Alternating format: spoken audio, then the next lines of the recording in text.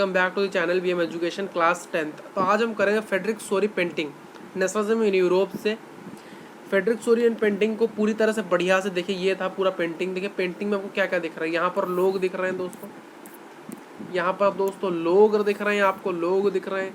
यहाँ पर नीचे कुछ कूड़े दिख रहे हैं, ऊपर यीशु क्राइस्ट दिख रहे हैं, यहाँ पर कुछ परियां दिख रही है, यहाँ पर स्टैचू ऑफ लिबर्टी दिख रहा है, यहाँ पर स्काई दिख रहा है। जो दिख रहा है वही तो लिखना है भाई, जो दिख रहा है वही लिखना है, कुछ और नहीं लिखना है। क्लियर है? तो आप पढ़ते हैं क्या क्या आपको दिख रहा है। NCERT से पढ़ेंगे दोस्तों, NCERT से पढ़ेंगे क्योंकि NCERT इज द किंग। देखिए 1848 के अंदर फेडरिक सोरी एक फ्रेंच आर्टिस्ट। देखिए क्वेश्चन पूछता है बच्चों कि फेडरिक सोरी कौन से देश के आर्टिस्ट थे। कितना लल्लू क्वेश्चन, याद रख सकते हो, फ्रेंच आर्टिस्ट। देखिए 1848 में फेडरिक सोरी एक फ्रेंच आर्टिस्ट थे जिन्होंने एक सीरीज के 4 आर्ट्स बनाए थे। एक सीरीज यानी एक ही प्रकार के 4 प्रिंट्स बनाए थे, 4 प्रिंट्स बनाए थे अपने ड्रीम को विजुअलाइज करके। देखिए उन्होंने अपने ड्रीम को विजुअलाइज किया था, अपने ड्रीम को विजुअलाइज किया था कि ये जो दुनिया है वो बनी है डेमोक्रेटिक और सोशल रिपब्लिक से, यानी डेमोक्रेटिक एंड सोशल रिपब्लिक से।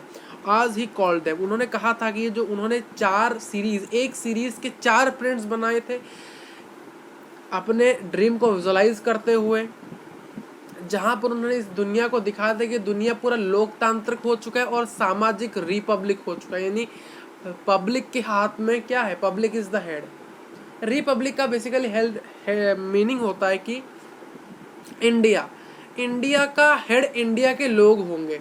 कोई बाहर से एक्सटर्नल फोर्स आके इंडिया के ऊपर कब्जा ना कर सके। यानी कोई बाहर से आया, मान लो कोई पाकिस्तान से आया, वो इंडिया में आके क्या करेगा, वो इंडिया में आके चाहेगा कि इंडिया के ऊपर हेड करे। वो तो कर नहीं सकता क्यों, इंडिया इज रिपब्लिक कंट्री। या फिर इंडिया से कोई जाके कहीं और जाके हेडेड नहीं कर सकता। यानी अपने देश के रिपब्लिक आप खुद हो। गणतंत्र दिवस क्यों मनाते हैं? रिपब्लिक, यानी हमारे इंडिया का हेड इंडिया खुद है, यानी हमारा हेड इंडिया ही है, इंडिया का हेड इंडिया खुद है, कोई और एक्सटर्नल फोर्स नहीं है। उसी प्रकार फेडरिक सोरी ने एक फ्रेंच आर्टिस्ट थे जिन्होंने एक सीरीज के 4 प्रिंट्स बनाए थे, जहां पर उन्होंने अपने ड्रीम को, अपने स्वप्न को विजुअलाइज किया था कि ये दुनिया है लोकतंत्र से बनी है और सामाजिक रिपब्लिक यहाँ पर हो चुकी है, यानी सोशल रिपब्लिक हुआ है। जो उनका पहला प्रिंट था, उस प्रिंट में उन्होंने दिखाया था जो लोग हैं यूरोप और अमेरिका के, बोथ मेन और वोमेन, सभी एज के और सभी क्लासेस, सभी सामाजिक क्लासेस के, एक लंबी ट्रेन की तरह। देखिए यहाँ पर लोग एक लंबी, ये कौन से देश के राज्य है, ये अमेरिका के और यूरोप के मेल एंड फीमेल लोग, यानी the peoples of America and Europe के ये जो लोग हैं, आपको एक लंबी ट्रेन की तरह मार्च करते हुए देख रहे हैं। अमेरिका और यूरोप के लोग हैं, मेन भी है, वोमेन भी है, सभी एज के हैं और both female, both social classes, सभी सोशल क्लासेस के हैं, यानी रिच पुअर सभी हैं यहाँ पर। और ऑफरिंग होमेज यानी रेस्पेक्ट दिखा रहे हैं किसको, स्टैचू ऑफ लिबर्टी को। ये है स्टैचू ऑफ लिबर्टी दोस्तों, यानी ये सभी लोग इस ट्रेन की तरह जा रहे हैं। जैसे कि आप स्कूल में पैरेड करते हो और पैरेड में एक समय ऐसा आता है कि आप सिर झुकाते हो, किसको सैल्यूट करते हो, आपके चीफ को। उसी प्रकार ये एक लंबी ट्रेन की तरह आके यहाँ पर जा रहे हैं, किसको होमेज करते हैं दोस्तों। ये ऐसे एक लंबी ट्रेन की तरह आ रहे हो, यहाँ पर होमेज यानी रेस्पेक्ट दिखा रहे हैं किसको, स्टैचू ऑफ लिबर्टी को। देखिए स्टैचू ऑफ लिबर्टी के बारे में यहाँ पर कुछ वर्णन किया गया। देखिए statue of liberty, statue of liberty को पास कर रहे हैं, क्या कर रहे हैं, स्टैचू ऑफ लिबर्टी को पास कर रहे हैं। देखिए अगर हम रिकॉल करें, वो जो फ्रेंच आर्टिस्ट थे उन्होंने फ्रेंच रेवोल्यूशन को पर्सनिफाइड किया है, लिबर्टी, यानी उन्होंने जो फ्रेंच रेवोल्यूशन को बेसिकली दिखाया। यानी फ्रेंच रेवोल्यूशन की शुरुआत हो चुकी, यानी फ्रेंच रेवोल्यूशन हो चुका था और उसके बाद जर्मनी इटाली की बारी थी। देखिए यहाँ पर ये जर्मनी का, ये इटाली का, देखिए ये क्या है, फ्लैग्स, ये जो ब्लैक रेड गोल्ड, यहाँ पर जो 3 ये है इटाली और जर्मनी के फ्लैग्स। देखिए जो फीमेल फिगर, देखिए एक फीमेल, स्टैचू ऑफ लिबर्टी कोई मेल नहीं, एक फीमेल फिगर है और जिसके एक हाथ में टॉर्च ऑफ एनलाइटमेंट। एनलाइटमेंट का अर्थ होता है स्पिरिचुअलिटी, यानी भगवान को, जैसे कि हम भगवान को पूजा करते हैं तो एक प्रकार का स्पिरिचुअलिटी है, विजडम है, नॉलेज हम प्राप्त करते हैं। एनलाइटमेंट का सिंपली वही अर्थ होता है, यानी एक हाथ में, देखिए यहाँ पर 2 हाथ उनके दिख रहे होंगे आपको, ये देखिए यहाँ पर एक हाथ, ये जो एक हाथ यहाँ पर इस हाथ में पर्टिकुलर है, इस यहाँ पर उन्होंने एनलाइटमेंट का टॉर्च पकड़ा है, यानी सही दिशा की ओर दिखाएगा। एनलाइटमेंट यानी एक सही दिशा, एक सही स्पिरिचुअलिटी, एक सही विजडम, एक सही बुद्धि वो दिखाएगा इसके। जैसे कि हम बुद्ध का अर्थ क्या होता है? एनलाइटेंड। बुद्ध वर्ड गए, जो बुद्ध है ना, इसका वर्ड का अर्थ होता है एनलाइटमेंट यानी स्पिरिचुअलिटी। ठीक है, देखिए हम कहते हैं दोस्तों, बहुत सारे लोग कहेंगे सर आप स्पिरिचुअलिटी आज के ज़माने है ही नहीं, साइंस है। देखिए भाई, अगर आपने स्टीव जॉब के बारे में पढ़ा तो स्टीव जॉब ने कहा था कि ये जो देश है ना, जब वो डिप्रेस्ड हो गया था, मान लो एक समय ऐसा आया था जब स्टीव जॉब को अपने कंपनी एप्पल से निकाल दिया गया, क्योंकि उनका एक प्रोडक्ट उन्होंने बनाया था, उसका नाम मैं नहीं लूँगा। उन्होंने जो प्रोडक्ट बनाया था वो उस कंपनी के लिए फ्लॉप साबित हुआ, जिस कारण उन्होंने उस कंपनी से उन्हें निकाल दिया। देखिए वो कंपनी उन्होंने खुद नहीं शुरू किया था, उस कंपनी के 2 को फाउंडर्स भी हैं। आई थिंक एक स्टीव जॉब थे, एक थे स्टेफन वाल्जोनिक भी उनके दोस्त थे, वो भी थे, एक और दोस्त था जो कि यहाँ पर फंडिंग किया था, पैसे के लिए उन्हें उसने दोस्त रखा था।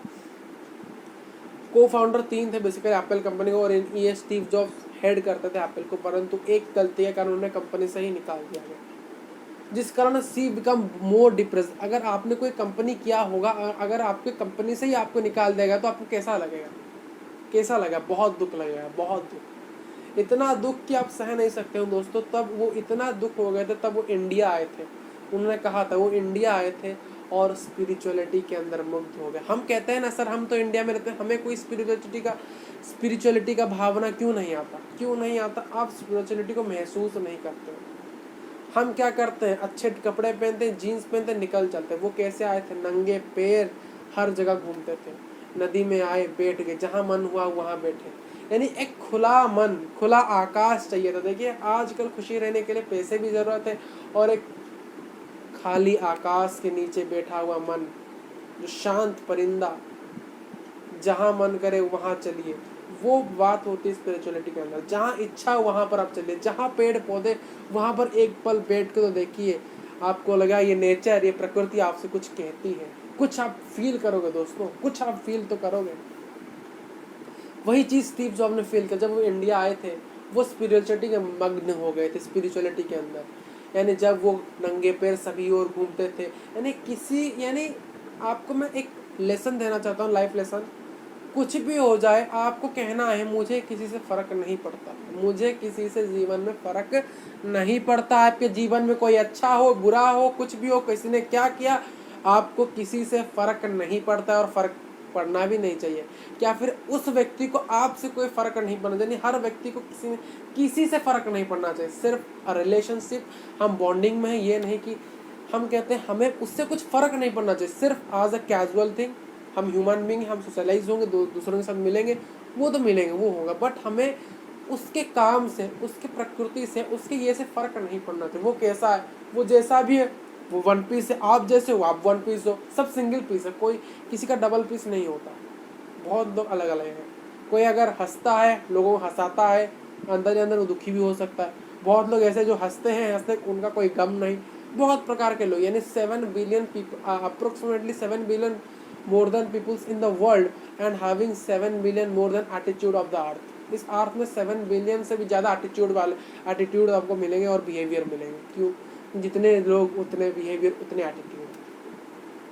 तो स्पिरिचुअलिटी का अर्थ बेसिकली मैं कहना चाहता हूँ कि ये आपके चैप्टर से नहीं, बट स्पिरिचुअलिटी का वर्ड आ रहा है एनलाइटमेंट, यानी बुद्ध का अर्थ है एनलाइटमेंट। और जो जिसे आप जब फील करोगे ना, तो आपको लगेगा कि आप बहुत इपिक पे पहुँच गए हो, बहुत चीज़ें आपको मिल चुकी है दोस्तों। जैसे कि आप कुछ चीज़ें समझ जाओगे, आपका मन, आपका जो माइंड, हार्ट स्टेबल हो जाएंगे। हर वक्त हम जो इधर करेंगे, इधर करेंगे, इधर करेंगे, इधर करेंगे, से जो हिलता डुलता नहीं है, वो स्थिर होने लगेगा दोस्तों। मन स्थिर हो जाएगा। मन स्थिर होने पर कॉन्सिस्टेंसी बढ़ेगा। मन स्थिर होने पर कंसिस्टेंसी बढ़ेगा। कंसिस्टेंसी, हार्ड वर्क करने का मन होगा, फोकस कर पाओगे, कंसंट्रेशन होगा। फोकस बढ़ेगा तो सक्सेस का रेट भी बढ़ जाएगा दोस्तों। Focus, if you can increase your focus, then you increase your success rate by 2%। जितना ज़्यादा फोकस बढ़ाते जाओगे, उतना 2% सक्सेस ऐड होते जाएगा आपके कैरियर के अंदर। देखिए हमें सिर्फ कैरियर में सक्सेस नहीं होना है, हमें रिलेशनशिप में सक्सेस पाना है। इस दुनिया में हम चल रहे हैं कहीं, हमें लोग देखकर अच्छा कहे वहाँ पर सक्सेस मिलना है, बिहेवियर सक्सेस पाना है, हमें फेम में सक्सेस पाना है, मनी में सक्सेस पाना है, कैरियर में सक्सेस पाना है, हर चीज़ में सक्सेस पाना है। अगर कहीं फेलियर आ जाए तो उसे डरना नहीं है दोस्तों। देखिए जब रिवॉल्यूशन हुआ था फ्रेंच में, इटाली में, जर्मनी में, कितना दर्द हुआ था, कितने बार फेलियर, कितनी बार लोगों को मारा गया, कितनी बार। ये जो संघर्ष का मामला है दोस्तों, जो संघर्ष चल रहा है, रेवोल्यूशन चल रहा है, नया बदलाव लाए हैं दोस्तों, जर्मनी, इटाली, फ्रेंच, इंडिया की भी बात कर लो तो वहाँ पर भी तो बार बार फेलियर देखना पड़ा है गांधी जी को। यहाँ पर जिसे माजनी की बात आएगी उनको भी बार बार फेलियर देखना पड़ा है, इटाली को इनिफिकेट करने के लिए, इंडिपेंडेंस बनाने के लिए। तो आपको भी अगर सक्सेस रेट को इंक्रीज करना है तो बार बार फेलियर को देखना पड़ेगा। और एक हैबिट बना लो दोस्तों कि failure is your life partner. जैसे कि आपके बॉयफ्रेंड गर्लफ्रेंड आपके लाइफ पार्टनर होते हैं, उसी प्रकार फेलियर भी एक आपका लाइफ पार्टनर है जो कि आपके साथ होगा ही, आप तभी सक्सेस पाओगे, तभी आपको सक्सेस मिलेगा, नहीं तो नहीं मिल सकता। ठीक है दोस्तों, तो एक हाथ में क्या था, टॉर्च ऑफ एनलाइटमेंट था, और दूसरे हाथ में charter of right of man. क्या है दोस्तों charter of right of man? यानी जो मैन के चार्टर ऑफ राइट, यानी उनके अधिकार। जैसे कि हमारे कुछ अधिकार है दोस्तों कि हमें एजुकेशन पाना, आपको एजुकेशन मिलना। अगर आपको कोई शिक्षा देने से मना कर रहा है ना, उसको बोलो we have a fundamental rights, right to education. अगर आपको वो मना कर रहा है तो इसके लिए आपका डिग्निटी हार्म हो रहा है दोस्तों। वहाँ पर आप कोर्ट जा सकते हो, तो कोर्ट जा सकते हो, कोर्ट जाने से क्या होगा, उसको पनिशमेंट मिलेगा। आप ये ना करो कि आपका अधिकार नहीं है।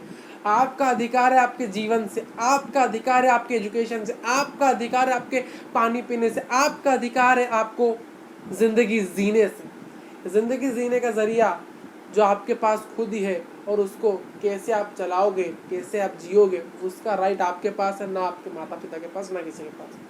बट मैं कहूँगा कि वो आपको गाइड कर सकते हैं, परंतु ये नहीं कि आप उनकी बातों को। बहुत सारे लोग हैं सर आपने कह दिया कि हमारे पास अधिकार है अपने जीवन को जीने के लिए, तो ये नहीं कि आप जीवन को जियो तो रहे हो, बट गलत तरीके से मत जियो, मिसगाइडेड मत हो जाओ। गाइडेड होकर जीवन को जियो, तभी मज़ा आएगा, नहीं तो कहीं कुछ पछतावा हो जाए। जैसे कि हम चोरी करते हैं, अगर चोरी से पकड़े जाएंगे तो हम समझेंगे सर ये फेलियर है। नहीं, वो गलत काम है, वो ईमानदारी नहीं है। ईमानदारी चीज़ बहुत दिन तक सस्टेन करेगी, 1000, 100, 1000, 200 साल तक सस्टेन करेगी। बट चोर जो गैर जिम्मेदार है, यानी ईमानदारी से काम नहीं कर, आज ही पकड़ा जाएगा, कल को कुछ नहीं रहेगा।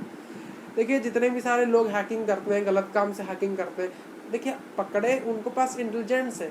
देखिए वो चोर पुलिस से बच सकते हैं, बट कहीं ना कुछ तो दिन, एक तो दिन ऐसा आएगा उनको पकड़ा ही जाएगा। जैसे कि हैकर, जो महान हैकर था, सबसे डेंजरियस हैकर जो कि वर्ल्ड में था, उसको तो पकड़ा गया ना, वो तो पकड़ा गया। क्यों पकड़ा गया दोस्त? टाइम तो लगता है पकड़ जाने पर, बट पकड़े जाओगे। मान लीजिए आप एक व्यक्ति गलत काम कर रहे हो, तो वहीं पर अगर 100 व्यक्ति अच्छे काम कर रहे तो वो 100 व्यक्ति एक और व्यक्ति जो अच्छा काम है उसको हेल्प करेंगे ना। आपको 11 लोग मिलके एक साथ पकड़ लेंगे, आप कहाँ जाओगे? अगर पूरी दुनिया आप अगर अच्छी काम करे और उनमें से 10 लोग को सिर्फ पकड़ना है जो गलत काम कर रहे हैं, तो इजीली दुनिया पकड़ लेगी। मेजॉरिटी जिसमें है ना, उसमें मज़ा ही है। अगर आप अच्छे काम करते होगे तो बहुत सारे लोग आपके पीछे जुड़ जाएंगे। गलत काम करोगे कोई जुड़ेगा नहीं, कोई नहीं जुड़ेगा। सिर्फ हाँ बोलेंगे कि तुम ही कर लो, बोलेंगे तुम कर लो, गलत काम होगा तो तुम ही सही कराएंगे, बट खुद नहीं करेंगे। बट आज टीचर मैं आपको सजेस्ट कर रहा हूँ, गलत काम मत करिए, मिसगाइडेड मत हुए। अगर कहीं पर भी आपको लगे कि आप मिसगाइडेड हो रहे हो, आपके लिए चैनल का कमेंट बॉक्स खुला है, आप मैसेज कर दो, मैं आपको रिप्लाई कर दूँगा, ठीक है। और देखा जा रहा है ये जो धरती है, यानी जो धरती आपको दिख रहा है, धरती के अंदर कुछ कागज़ गिरे, वो कागज़ है एब्सोल्यूट मोनार्की के, यानी मोनार्की के एंड ऑफ मोनार्की का लगा है, यानी मोनार्की का अंत, यानी एब्सोल्यूट मोनार्की, जो एब्सोल्यूट इंस्टीट्यूशन है, यानी बेसिकली इसका अर्थ है मोनार्की। याद रखो, एब्सोल्यूट वर्ड का अर्थ है मोनार्की, यानी राजा का शासन। तो मोनार्की एब्सोल्यूशंस के नीचे बहुत सारे कागज़ गिरे, जिसका ये जो नीचे गिरे हुए हैं, क्या फोरग्राउंड में गिरे हुए, क्या गिरे हुए हैं? Absolute institution. देखिए राजा का शासन कहीं हद तक अच्छा है, कहीं हद तक बुरा है, क्योंकि देखिए डेमोक्रेसी, बहुत लोग कहते हैं लोकतंत्र अच्छा नहीं है। अच्छा क्यों नहीं है कहते हैं? क्योंकि लोकतंत्र में ज़्यादा लोगों को फ्रीडम दिया जाता है, ज़्यादा फ्रीडम का लोग यहाँ पर गलत फ़ायदा उठाते हैं।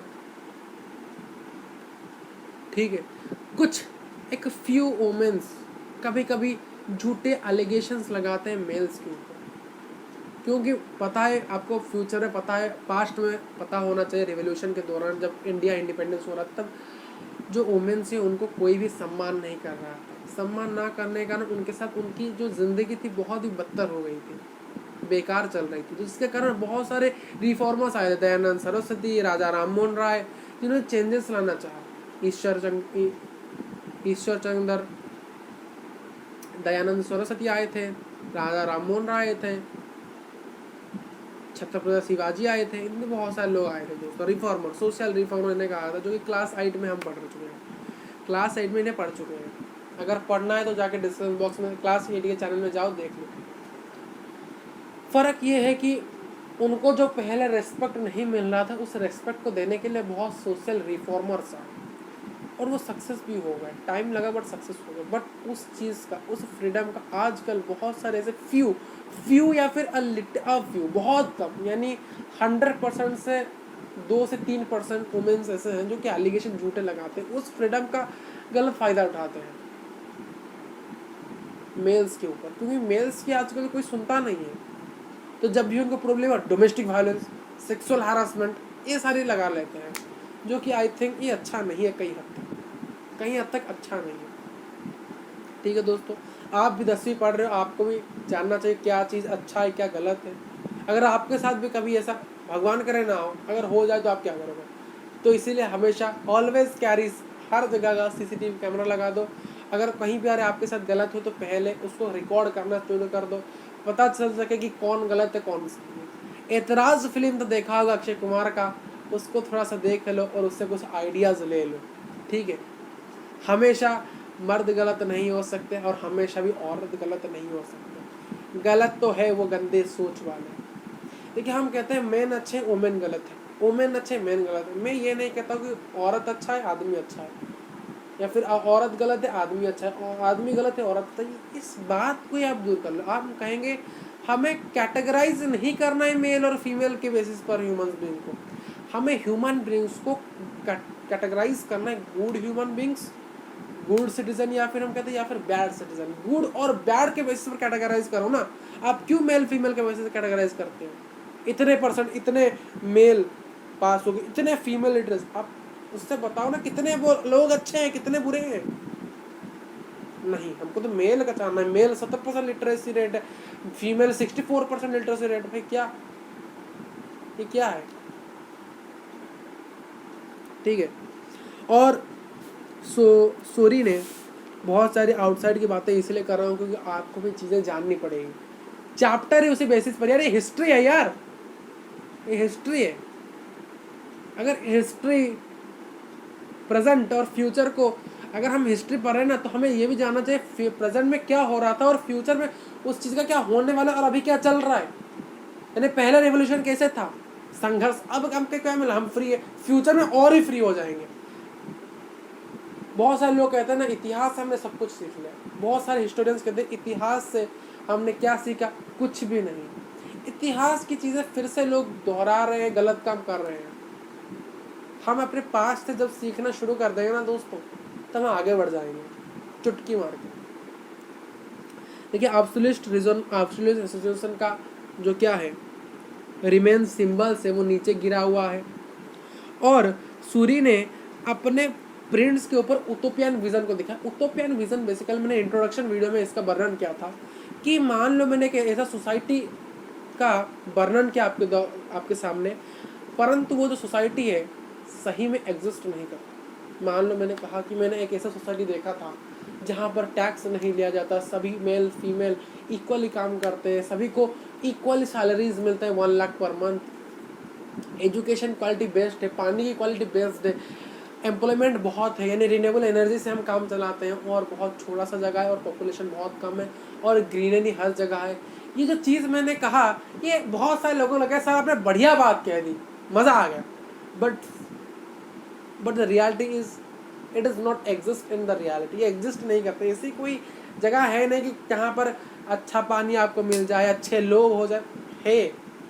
है आज के ज़माने में है बहुत सारे गांव यूरोप के अंदर, छोटे छोटे गांव बहुत पॉपुलर हो चुके हैं। मैं हमारे इंडिया के अंदर भी ऐसा गांव है जिसे कहा जाता है फास्ट कार्बन फ्री गांव, जो कि जम्मू कश्मीर में है, यानी वहाँ पर बिल्कुल कार्बन यूज़ किया नहीं जाता। आई थिंक ऐसा एक मेघालय में एक गाँव है जहाँ पर पूरी तरह से पॉल्यूशन बैन है।